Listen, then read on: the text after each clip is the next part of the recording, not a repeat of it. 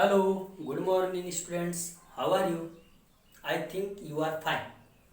Students, आज के class में हम लोग कुछ मॉलिक्यूलर फार्मूला कैसे फाइंड करते हैं जब वेपर डेंसिटी दिया गया हो।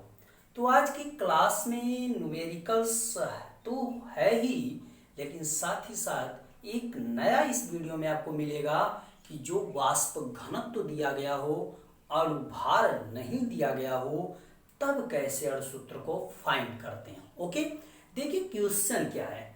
क्वेश्चन है एक कार्बनिक यौगिक में, ओके, एक कार्बनिक यौगिक में जब उसका विश्लेषण किया गया तो जो कार्बन पाया गया वह 62.1% पाया गया और जो हाइड्रोजन पाया गया वह 10.34% पाया गया और जो ऑक्सीजन पाया गया वह 27.56% पाया गया और उसका जो वाष्प घनत्व पाया गया वह 29 पाया गया।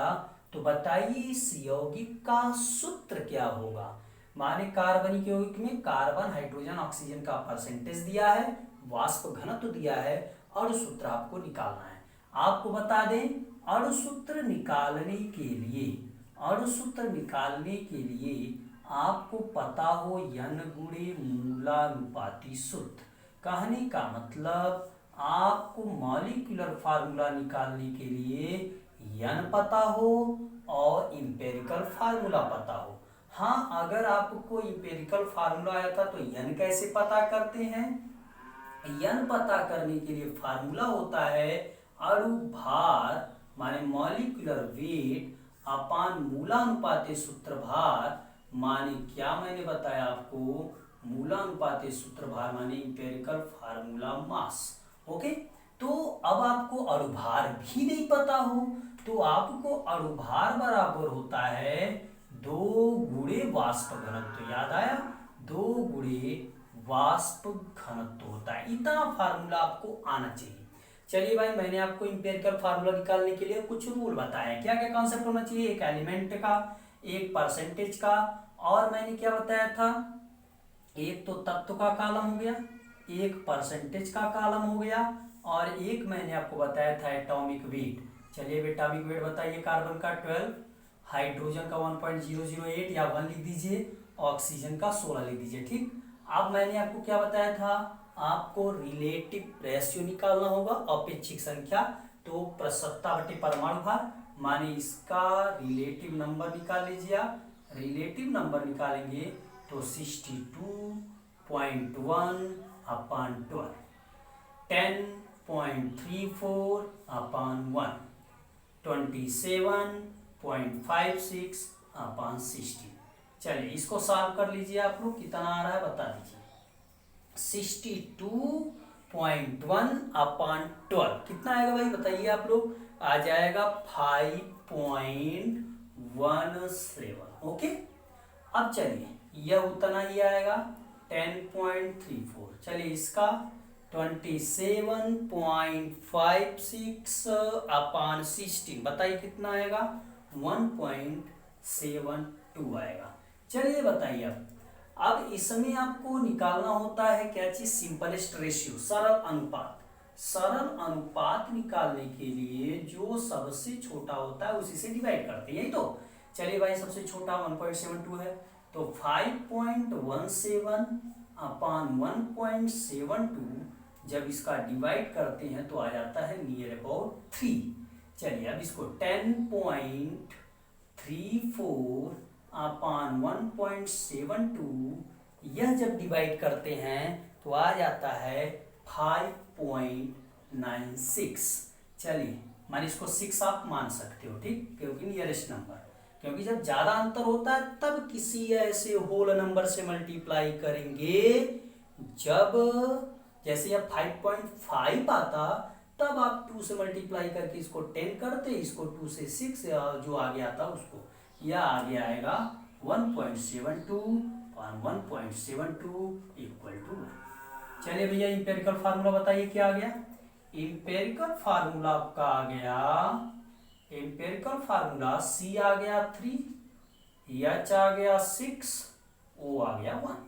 एम्पेरिकल फार्मूला मास बता दीजिए। 3 मल्टीप्लाई कार्बन का होता है 12 प्लस 6 मल्टीप्लाई हाइड्रोजन का होता है 1 प्लस ऑक्सीजन का होता है 16।